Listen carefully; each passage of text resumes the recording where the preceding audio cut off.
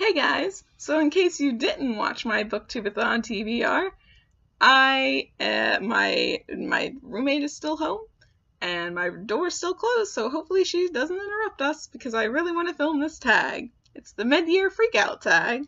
And usually I would hold up the books because I own the books that I'm talking about, but I don't have them with me, most of them anyway. So I will be using pictures.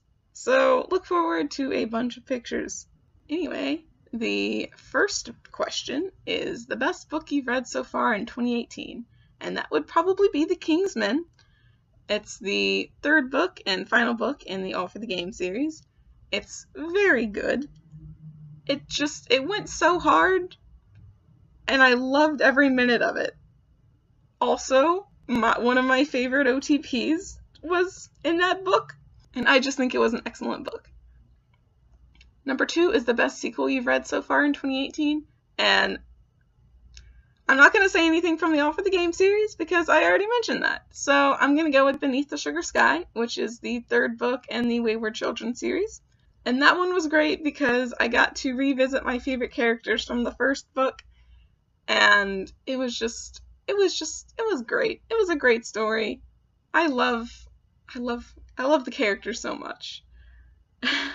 The third one is a new release you haven't read yet, but want to, and that would be All Out, the no longer secret stories of queer teens throughout the ages. It's a collection of short stories, and I've heard it's really good, and I really need to read it. So it's on my booktubeathon TBR. Hopefully I get to it. Number 4 is most anticipated release for the second half of 2018. And I went with The Disasters by M.K. England because it's described as the Breakfast Club meets Guardians of the Galaxy. And that just sounds incredible to me. And I'm pretty sure I heard somewhere that there was some queer content in it. So, always up for that queer content. And yeah, I think it's going to be a good book. I don't know when I'll get around to reading it. It comes out in December, so I hopefully will have read a bunch of books on my TBR by then. So hopefully I'll be able to read it when it comes out, but who knows? Who knows? Not me. But yeah, I'm really looking forward to that book. It sounds really cool. Number 5 is your biggest disappointment, and I think we can all guess what that is. It's Circe. This book was just not what I wanted it to be. We could have had it all. We could have had it all, Circe. But you had to go and be slow. And my depression had to go and fuck things up. And we didn't have it all, Circe. And you let me down. A lot, actually. Because I was real hyped. And then, you let me down. You let me down.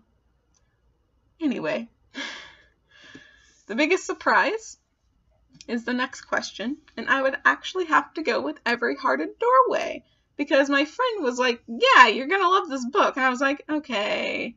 The premise sounded cool, but I didn't think I was gonna, love it. And I read it, and I was just like, this is the best book ever! And, yeah, literally, I close up on the camera, that was my reaction upon finishing Every Hearted Doorway. And so, yeah, I really, really liked that book, and it really surprised me how much I liked that book. So, that's what I answered for that question. And number 7 is your favorite new author. And my favorite new author is probably an author who I can't pronounce, but it's Seanan McGuire, if that's how you pronounce her name. She wrote Every Hearted Doorway and the Wayward Children series. And I need to read more of her work. I'm really looking forward to more of the Wayward Children series. And yeah, I just think she's really cool, and I just love her work. Well, what I've read of it, I love it. So, yeah. Number 8 is newest fictional crush, and that would have to be Cade from Every Hearted Doorway. He is incredible. I love him with all of my heart. And he's just so cute. And, like, I don't know. It's just, I love him. I love him. And speaking of loving someone, number 9 is your newest favorite character. And it's Neil Jostin, guys. He's my son. I couldn't put him for newest fictional crush, obviously, because he's my son, and that would be weird. But, yeah, he is amazing. I love him so much. I got his name on a jersey because he is my favorite character. And he's so extra, and he's a mess, but he's also so pure at the same time. And he also is a sarcastic piece of shit. And I love him, and he just deserves the world. The next question is a book that made you cry, and I went with The Dangerous Art of Blending In because that book made me cry. It deals with some pretty serious subject matter, and there were some points where I just was like, my God! And then I just cried. So, that's what I went with. It's a really good book. I highly recommend it, even though it made me cry. Like, I highly recommend reading that book. It is a quality fucking book. Number 11 is a book that made you happy.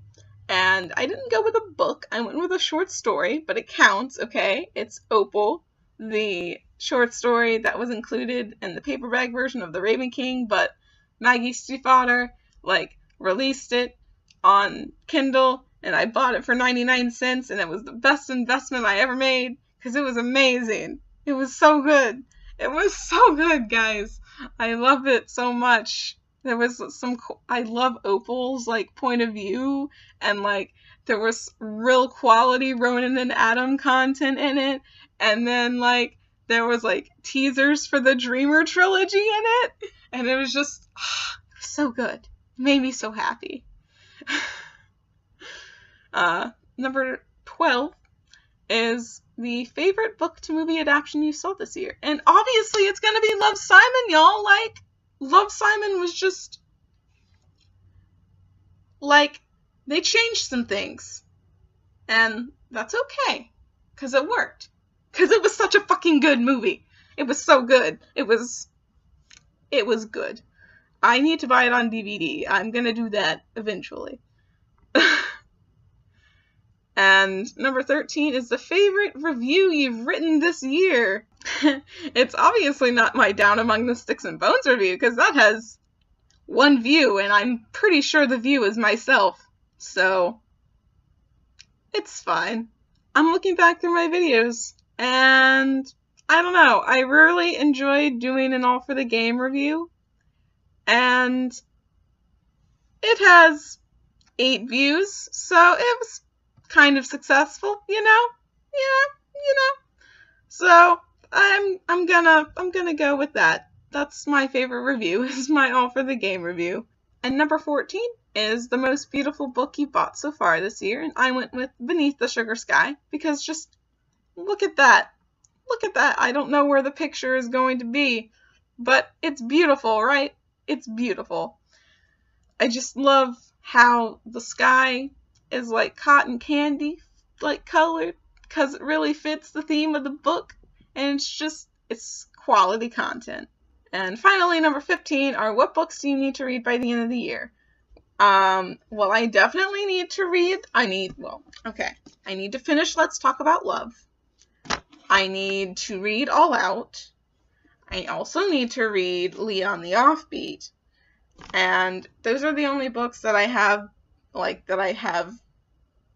bought so far that I need to read. That I haven't bought but I really need to read is Radio Silence, because I've heard nothing but great things about that.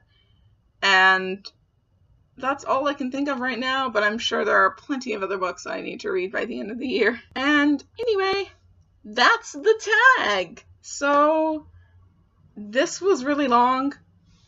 I'm sorry I'm getting back to my old ways of rambly videos, but I hope you enjoyed it, and feel free to, leave your answers in the comments, or something. I don't know, just interact with me.